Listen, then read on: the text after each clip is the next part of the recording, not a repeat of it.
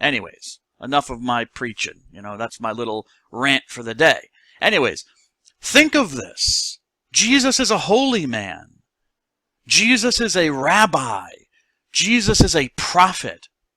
Jesus is the Christ. Jesus is the Son of God. And Jesus is willing to make himself ritually impure for the purpose of working this miracle. Jesus associates with sinners. Jesus goes into situations that really, if you were a real observer of the law, you weren't supposed to go into. You weren't supposed to do these things. God says not to do these things. And yet Jesus does them. He touches the mat on which the body has been laid, and he says, "Young man, I tell you, arise." This is not literally what the Greek says. In fact, he's not really that young. I mean, the word used is for anyone under 40. So apparently when you get to middle age, you start becoming, I guess, an elderly man? I don't know. Just makes me feel old because I'm over 40. But anyways, the Greek literally is simply, we don't really have distinctions in English. We don't have distinct words for, I guess you could say 30-something. Hey, 30-something, but that sounds kind of weird. So maybe I'll just leave it with, young man makes it sound like he's really young, but he's not. He's probably somewhere in his 30s. And Jesus says, "To you I say, get up," or arise. But literally the Greek is, "Man, to you I say, get up."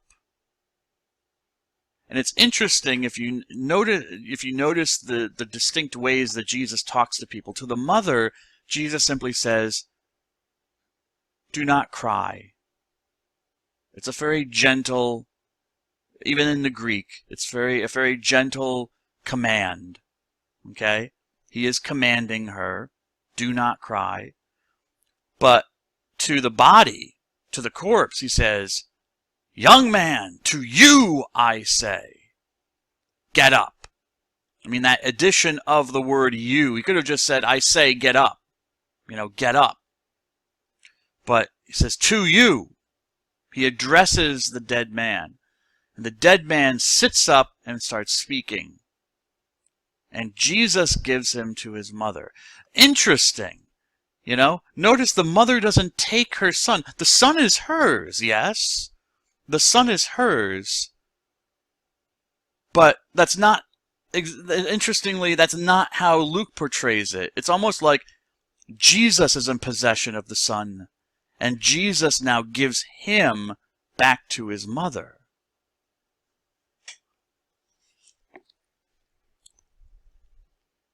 Jesus is doing things that only God can do. Only God can raise the dead. Can God raise the dead through human instruments? Yes. And if we look at our Bibles, for example, I wrote this down here. Well, that's something else I want to show you. But see, Mr. Dunn looked in the commentaries himself. I want to make some changes here. 1 Kings, 2 Kings, Gospel of John, but that's not, I don't want those right now. Whoops, I'll make a separation here. But if you go to the books of Kings, and in fact this was the first reading at Mass on Sunday, they refer to the prophet Elijah. The first reading referred to the prophet Elijah. Elijah in I want to say it's the first book of Kings. Let me just check my own Bible here. 1 Kings chapter Well, the X is a 10. This is Roman numerology. 10, 15, 16, 17. So, 1 Kings 17. Take a look here. Elijah. Okay, here we go. Verse 23. Yes. Okay.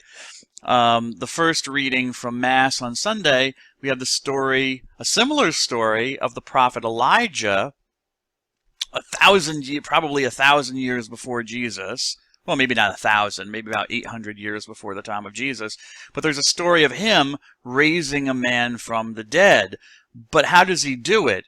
He throws himself on the body 3 times, and each time makes this prayer to God. Where's the prayer to God? Let me find this. In fact, why am I looking at it myself when I can show it to you?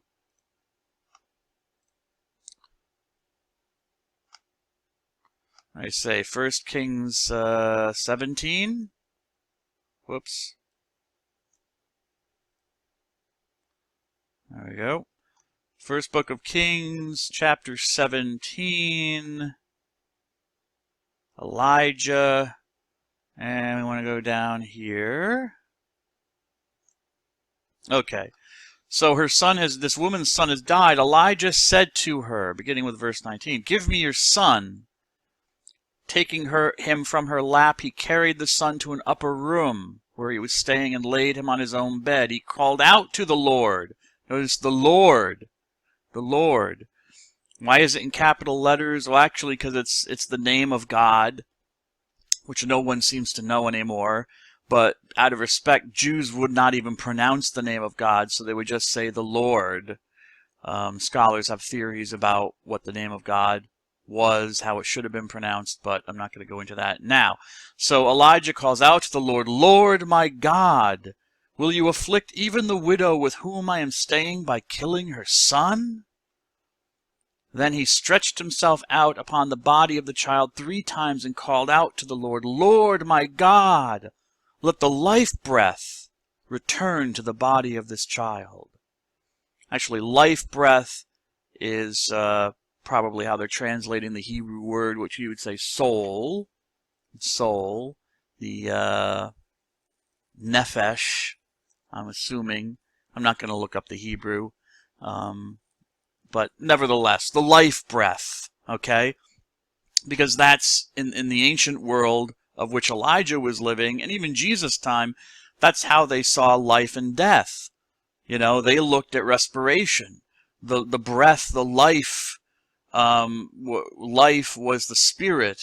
This word spirit means breath or wind. So as long as you had air coming in and out of your mouth, filling your lungs, you were alive. You know, they saw this as a totality. They saw the body as a totality, but we'll talk about that next week. You'll read an article in the Dictionary of Biblical Theology on the Bible, and you'll get a sense of how the body was seen as a totality. It's not seen as, you know, body and then there's soul, or there's the brain and then there's the lungs and the heart, etc. They didn't divvy up or divide up the body that way. Okay, the human person was seen holistically, as we might say in modern lingo. Okay, but notice this: Elijah the prophet has to cry out to God. Jesus does not. Difference. You know, sometimes we read these stories, even as Christians, and we miss things because maybe we've heard the story so much that it's like, oh yeah, Jesus heals some lepers, you know, or oh yeah, Jesus is talking about loving your enemy or something, you know, and we miss what's going on. Jesus commands life back into this young man's body. But Elijah asks God to give life to that young child, the woman's child who had died. Difference. Jesus, nowhere, anywhere in the Gospels, when Jesus does something, Jesus never does it. He never has to pray to God and say, like, God, do this for me, you know? Please. Jesus simply commands, I tell you, man, get up. And it happens. It happens. And Luke records some of the responses. Fear seized them all. People became afraid. They were scared. They were scared. Okay, people think about like miracles today like, oh, no one sees any miracles. Miracles don't happen. You read the Gospels and there are miracles all over the place. Well, of course there are miracles all over the place. You know, that's the interesting stuff. You know, of course they're going to record the miracles, you know. So of course there are going to be all sorts of miracle stories about Jesus because people are interested in those. So you can get this false impression that it's like Jesus was pumping out miracles all the time, okay? And that people expected them. But notice, no one expected a miracle here. They were, in fact, the occurrence of this miracle surprises them. It makes them afraid. People had the same kind of skeptical reaction that people have today. Where are the miracles? And when they encounter this miracle, all they can do is they cry out, praising God, exclaiming, because a great prophet has arisen, and because God has visited his people. I'm disappointed. It disappoints me that the translators have kind of left out the because. There's an extra Greek word here, hoti, which means because or on account of a great prophet has arisen and God has visited his people, which are two, you know, Luke is saying more, giving more than a quotation here of what may have been heard people saying, but also he's using these quotations as statements to tell us something about Jesus, that he is a great prophet and that he is God visiting his people. Now you can interpret that as God is visiting his people through this great prophet, and maybe that's how some of the people in the crowd meant it, you know, that Jesus is a great prophet and God is visiting us through him. But again, if you're a Christian reader, there's kind of a nod and a wink there with Luke, you know, because he's a believer too. And whatever the crowd may have thought of Jesus, you know that this is literally true. God in the flesh is visiting his people, the only begotten Son of God. And so the story of Jesus spreads through the whole of Judea. What can we say about this story? Maybe I should have given this story as a discussion, as part of the discussion thing. But, you know, if we're applying Kubler-Ross, we can't apply all the stages here because I don't see anger. What are the stages of Kubler-Ross? Let me just take a peek at that, okay, because I've got it here. And hopefully you have read it by now. Let me find it myself in my files. Whoops. The stages of grief. You know, this woman is obviously grieving. Okay? I would not say that she's in denial because how could she be? You know, there's the boy's body, there's the man's body on the burial mat or the coffin, we might say.